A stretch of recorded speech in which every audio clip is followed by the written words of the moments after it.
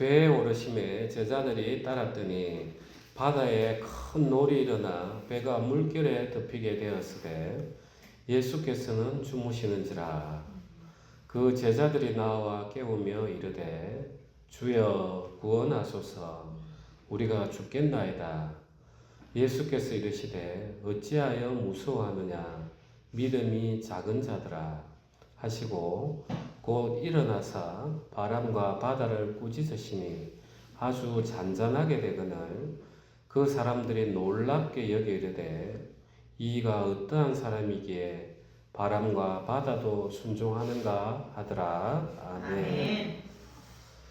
이 갈릴리 호수는 북쪽으로 헐몬산이 이렇게 병풍처럼 이렇게 쌓여 있어가지고 돌풍이 이렇게 많이 일어나는 곳입니다. 그래서 이제 아침에는 해가 뜨면 이제 산부터 뜨거워지니까 이제 또 그 호수의 물이 싹 올라가면서 바람이 한번 또 불고, 저녁 때가 되면 이제 호수가 뜨거운 상태에서 산이 빨리 식으니까 산에서부터 또 바람이, 차가운 바람이 쑥 내려와서 또 바람이 크게 불고, 그러니까 이제 우리 예수님 제자들은 그 갈릴리 바다에서 평생을 사는 사람이에요. 그러니까 이 사람들이 얼마나 배를 잘 몰고 그 다음에 이 풍향을 이겨낼 수 있도록 훈련된 사람들입니까? 그러니까 이제 이 사람들은 어느 정도 바람이 불어도 이제 자신이 있었던 겁니다. 그래서 이제 배를 하는데 돌풍이 확 치니까, 그래, 아, 이번에는 바람이 이렇게 부네, 노를 이렇게 틀고 이제 도철 어떻게 해야지, 이렇게 해가지고 쭉 가는데도 그날따라 유독 이제 노을이 크게 치는 거예요, 노을이. 그런데 이제 자기들이 열심히 물을 퍼내고 안 했겠습니까? 자기들끼리 의논하면서 이제 도철 이렇게 해야 됩니다, 저렇게 해야 됩니다, 물은 누구 형제 퍼내시오. 그런데도 보니까 예수님이 주무시고 계시는 거예요. 예수님이 이제 얼마나 이제 낮에 복음 전하고 하신다고 진짜 인간으로 오셨기 때문에 얼마나 이제 피곤하셨으면 주무시고 계셨겠는가. 또 한편으로는 저는 이제 예수님께서 그냥 주무시고 계셨던 이유에 대해서 한번 또 생각을 한 게 있습니다. 이제 이 제자들이 이제 하다 안 되니까 이제 예수님을 깨워요. 예수님, 이러다 우리 다 죽겠습니다, 구원하소서, 이런단 말이에요.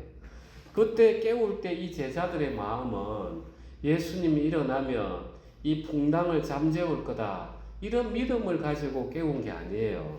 그거는 왜 그러냐면 27절에 보면 그 사람들이 놀랍게 여기 이르되 이가 어떠한 사람이기에 바람과 바다도 순종하는가 하더라. 제자들은 이제 나중에 알았단 말이에요.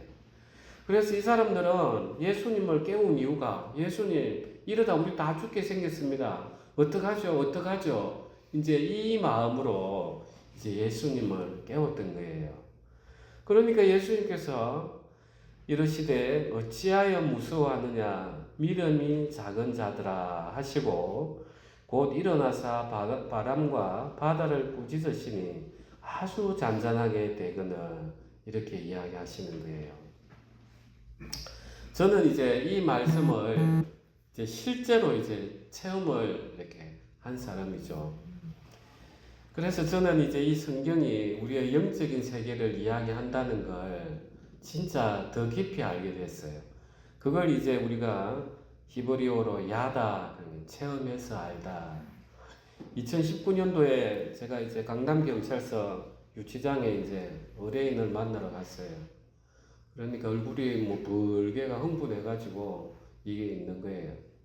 그래가지고 이제 흥분하면은 기운이 느껴지잖아요. 그래서 듣는데 말은 많고 빠르고 그래가지고 이렇게 좀 정리하다가 네, 기도 좀 해드리겠습니다. 마침 그때 그 유치장을 보는 그 경찰관이 제가 노트북 가지고 들어가는 거하고 그걸 그날은 허용을 하는 거예요. 정리를 하다가 제가 이제 이렇게 한수를 이렇게 딱 하는데 이분 마음이 물결이 팍팍 치는 게 그냥 느껴지는 거예요. 그러면서 이 말씀을 딱 주는 거예요. 그래, 우리 누구님, 제가 잘은 모르겠는데 이 하나님께서 이걸 보여주십니다. 이 마음의 풍랑이 잔잔할지어다. 제가 기도를 한 10분 정도 안수해 가면서 쭉 기도를 해줬어요. 야, 정말 그 기도가 끝나고 났을 때 저는 그렇게 또 평안한 얼굴을 처음 봤어요. 진짜 마음에 있던 모든 풍랑이 잔잔해져가지고 그분이 그 다음에 나와서 저보고 하는 말이 자기가 이제 도로 이제 접견 끝나고 유치장에 들어가가지고 이제 그날 석방되는 분이 있었는가 봐요. 그래서 그분 보고 당신 나가서 하나님 믿으라고 그렇게 이제 이야기했다는 거예요. 참. 그래서 저는 이 세계가 그냥 막연히 이 세상의 유형적인 세계만을 가리키는 것이 아니라 우리의 영적인 세계를 가리킨다는 걸 더 깊이 알게 됐어요. 그래서 성경을 쭉 읽으면 진짜 그 뒤에 일어나는 마음, 그 다음에 그 뒤에 역사하는 그 공중의 권세 잡은 자들, 하나님의 섭리들이 계속 더 열려지는 거예요. 그래서 성경을 한번 읽어도 예전 제 성경에는 막 메모를 해놓은 게 있어요. 아, 이때는 귀신이 어떻게 했다 다 체크해 가면서 그렇게 이제 읽었어요. 이게 오늘날 왜 우리 마음하고 똑같으냐면 예수님께서 우리를 이제 제자들을 떠나실 때 내가 너희를 돕는 보혜사를 보내주리라.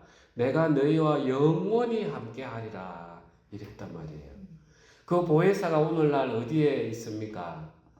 예, 우리 마음 안에. 그래서 우리가 배단 말이에요. 우리의 이런저런 풍랑들이 하지만 우리 마음 안에 이 보혜사가 계시면서 예수님이 내가 너희와 영원히 함께하리라. 이 제자들을 상태하고 지금 우리들 상태하고 너무나 똑같은 거예요. 그러니까 우리는 진짜 어려움이 올 때는 어떻게 해야 되는가? 이 제자들은 예수님을 막 깨우기만 깨웠지 예수님의 능력을 몰랐단 말이에요. 자, 이 바로 앞전에만 해도 예수님께서 문둥병자, 중풍병자, 간질자 다 고치는 역사들이 다 봤어요. 이 제자들은. 그런데 이 제자들은 이 예수님의 능력을 금방 봤는데도 거기에 한계로 만들어버리는 거예요. 만약에 문둥병자, 그 불치병이었는데 당시에 간질 환자 이런 것들은 하나님 아닌 하나님 외에 누가 고치랴. 그러면 자기들은 하나님을 경험했으면 자, 이 풍랑이 일 때도 그래 하나님은 하실 수 있잖아. 이 믿음을 발동을 해야 되는데 자기들의 한계가 다 거기까지더라는 거예요. 그러니까 이제 예수님 당신께서는 주무시는 거예요. 왜 주무시겠습니까? 이 제자들에게 당신의 능력이 어떠한지를 믿음을 더 큰 세상을 보여주기 위해서 예수님이 바람 조금 불자마자 탁 일어나가지고 너희 걱정하지 마 이렇게 안 하시더라는 거예요. 왜냐하면 믿음이 자라게 하기 위해서는 이런 고난들이 필요하더라는 겁니다. 그래서 이제 우리가 성령은 진리의 영이라고 합니다. 이 진리가 뭐라고 했습니까? 알레테이아. 레테의 강을 거슬러 올라가는 그게 진리단 말이에요. 우리 인간이 태어날 때 정말 태어나서 그 큰 광야를 건너가지고 오는데 마지막에는 지쳐가지고 자기도 모르게 그 망각의 강 레테 그걸 다 들여 마셔버리고 태어난다고. 그러니까 우리는 그 이전의 세계를 전혀 모른다는 거예요. 그래서 그 망각을 거슬러 올라가는 게 진리다. 헬라어에서 참 그 헬라어의 그 비유를 잘 했던 것 같아요. 이 제자들도 보십시오. 예수님이 그냥 옆에 계신데도 예수님이 어떤 분이다. 예수님이 내 인생의 책임을 지고 이 풍랑이 일어나는 것을 잠재울 수 있다. 금방 봤는데도 잊어먹어버리는 거예요. 그러니까 우리 인생에 고난이 오는 이유가 뭡니까? 이 기도하게 하기 위해서라는 거예요. 예수님이 옆에 지금 우리 안에서 함께 내주하고 계시다는 것을 알게 하기 위해서 우리에게 고난을 허락하신다는 거예요. 이해가 안 되지만 이 예수님께서 왜 그 몰랐겠습니까? 바람이 불고 하는데 그런데도 지켜보신단 말이에요. 주무시면서. 정말 그러면서 자기들이 예수님을 찾았을 때 예수님에게 예수님만 바라봐야 되는데 사실 우리가 구하는 것은 뭡니까? 내가 기도를 해가지고 이걸 돼야지 이게 아니라 하나님은 하실 수 있습니다. 하나님이 하신다는 것을 그게 우리가 믿는 거란 말이죠. 내 기도가 반드시 됩니다. 이게 아니라 하나님은 이 모든 것을 하실 수 있다는 그걸 믿는 거란 말이에요. 이게 믿음이거든요. 그런데 이제 우리는 이 세계를 잘못 알면 마치 내가 기도해서 이걸 이룬다 이렇게 생각을 하는 거예요. 그래서 우리 참 이 부분이 중요한 것 같습니다. 우리가 이제 건세에서는 이신론이라고 디이즘에서 이제 자연과학을 통해서 이쪽 지구 우주에서 일어나는 일들이 이해가 되니까 이제 사람들이 어떻게 바라봤습니까? 하나님은 창조주이시고 이 세상에 일어나는 것은 이 세상의 인과 법칙에 따라 일어나는 거다. 그래서 우리는 열심히 살고 그냥 하늘에 계신 하나님을 인지하고 섬기면 된다. 이런 마음이 있었단 말이에요. 오늘날 우리 많은 그리스도인의 모습이기도 합니다. 내가 할 만한 거는 기도하고 이거는 되겠나 싶은 거는 기도를 안 한단 말이에요. 그래서 그야말로 되겠나 싶으니까 안 되는 거잖아, 그죠?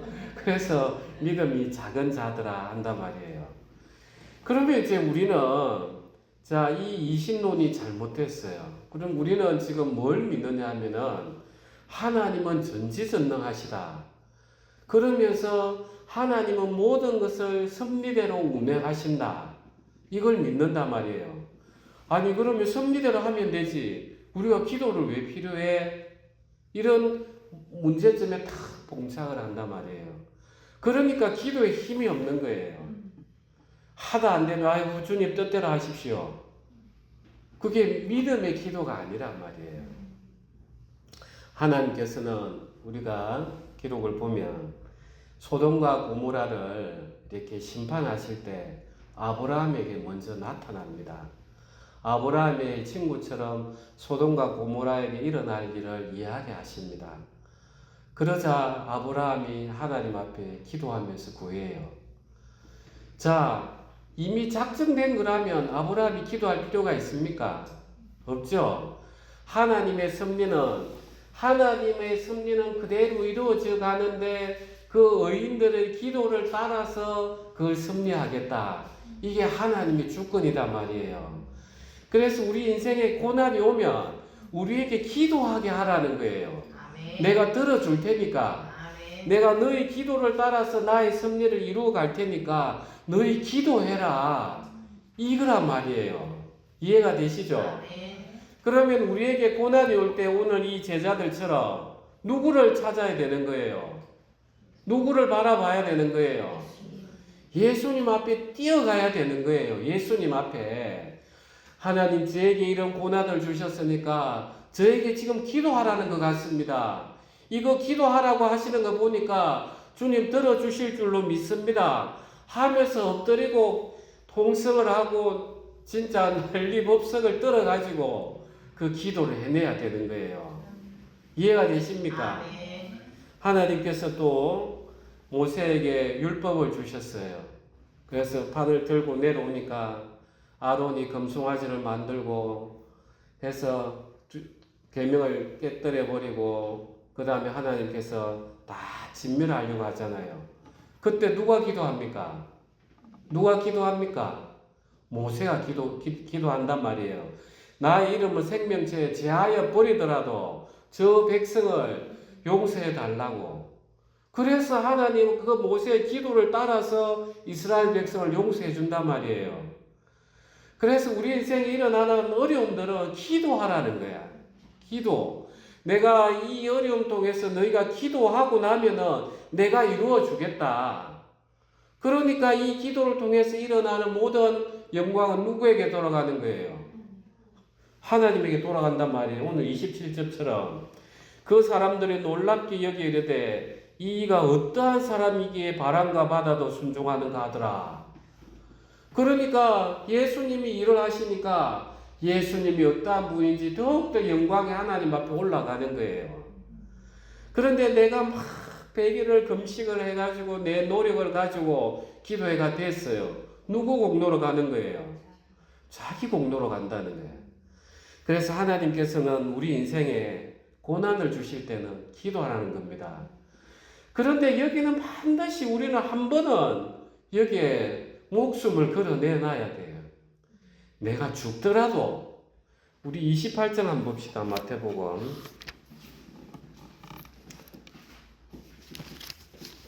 26장입니다. 26장 36절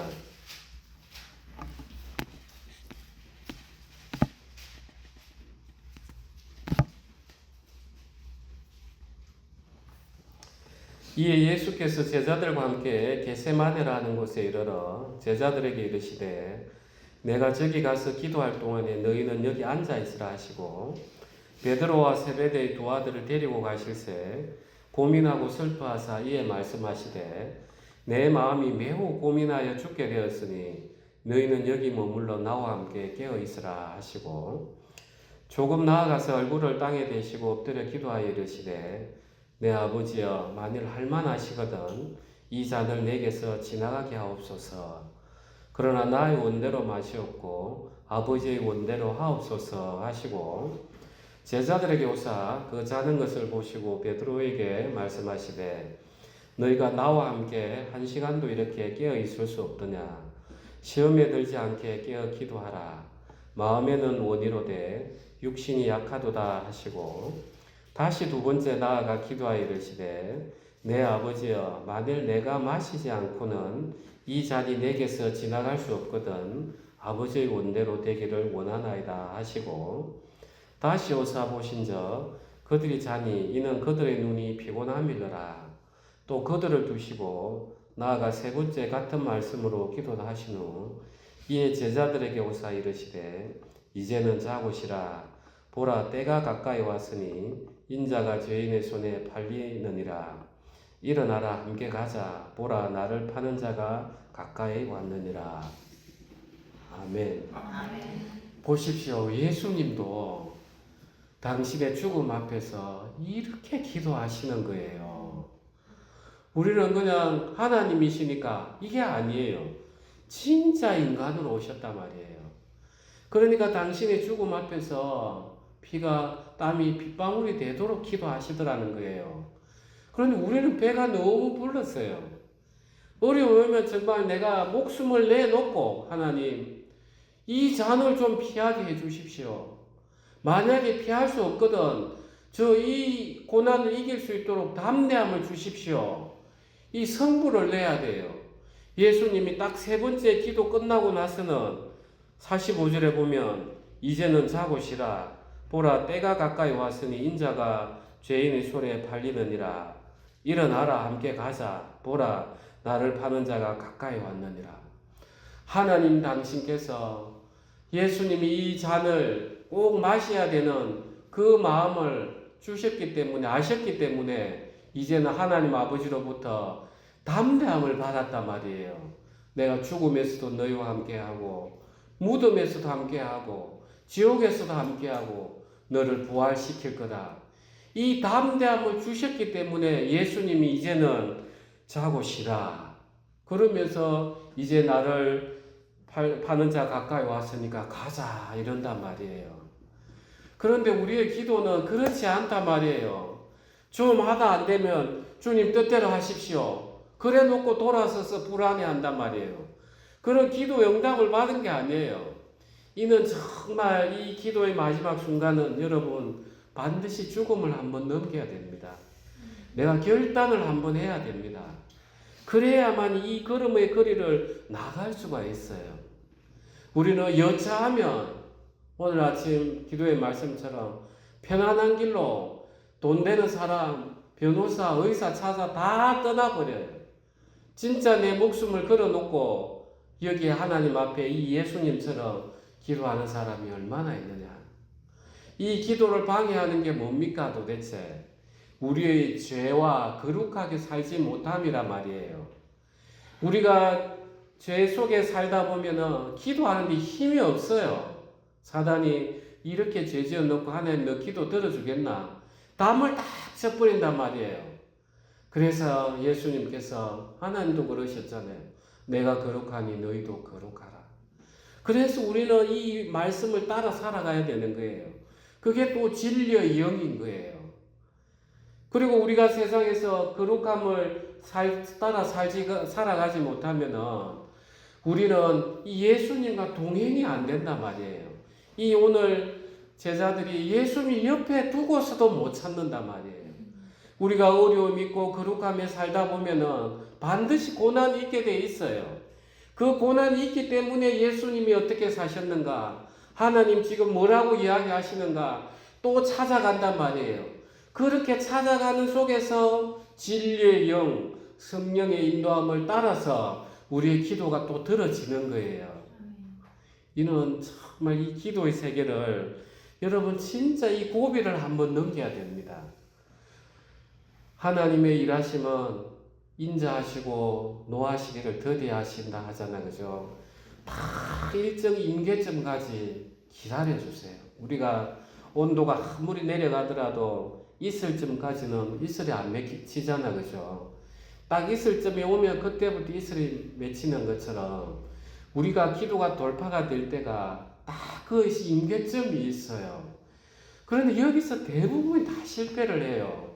왜냐하면 죽을 것 같거든요. 진짜 이 십자가의 길은 내가 이 땅에서 먼저 죽어야 저 영원한 나라에서 사는 거고, 믿지 않는 사람은 이 땅에 사니까 저 나라에서 영원한 죽음의 세계에 빠져드는 거예요. 사랑하는 우리 형제자매님, 고난이 올 때 엎드려야 됩니다. 아멘. 하나님이 기도하라는 겁니다. 아멘. 그리고 하나님께서 이 기도를 들어주시지 않을 것 같으면 이길 수 있는 그 힘을 주십니다. 우리는 그 순간까지 기도를 해야만이 하나님이 이 기도 들어주신다. 그러면서 내 마음 가운데서 확신을 가지고 선포를 할 수 있는 거예요. 이게 믿음의 선포인 거예요. 저도 정말 병이 들린 분들, 마음이 어려운 분들, 참 기도를 하는데 하나님이 답은 주시는데 이걸 선포는 하고 싶은데 혹시라도 내 선포한 게 안 되면 어떡하지? 이런 마음이 참 제 마음에 벽이 많았어요. 분명히 하나님이 저분을 감옥에서 꺼내주신다는 마음을 주시는데 오늘 접견을 가서 이야기를 했는데 안 나오면 어떡하지? 그래서 미국 목사님한테 전화를 했어요. 목사님, 이게 어떻게 해야 됩니까? 이게 혹시 해가지고 또 말씀 따라 안 열어주면은 또 내만 이게 또 근유도 안 쓰는데 어떡하죠? 그러니까 이제 미국 목사님은 이제 담대하시잖아요. 선포해야 된다고. 선포해야 하나님 영광을 받는다고. 그래도 가만히 보니까 맞더라고요. 내가 이제 나오고 나서 제가 기도 응답을 받았습니다 하면은 얘는 알 수 있지만 하나님 앞에 영광이 안 되는 거예요. 그런데 하나님 주시는 믿음을 될지 안 될지 모르지만 마음을 주시니까 당신 이번에 나오십니다. 하나님 앞에서 말씀을 받았으니까 준비하십시오. 그래가 나오면 진짜 하나님 영광이잖아. 그죠? 우리의 기도는 그 응답 받을 때까지 해야 되는 거예요. 아멘. 임대한 기도 이야기 알죠? 비 올 때까지 기도하니까 비는 언젠가는 한 번은 오잖아요. 그게 진짜 우리 기도라니까. 그래서 하나님께서 들어주시겠다 싶어도 우리에게 평안을 주시고, 하나님께서 이 길은 내가 반드시 고난을 통해서, 이 모든 고난은 우리에게 유익하죠. 모든 것이 합력해서 선을 이룬단 말이에요. 내가 지금은 고난이지만 이 고난 뒤에는 나를 정금같이 단련해서 하나님 복을 주실 거다. 그 믿음까지 주실 때까지 우리는 기도해야 되는 것입니다.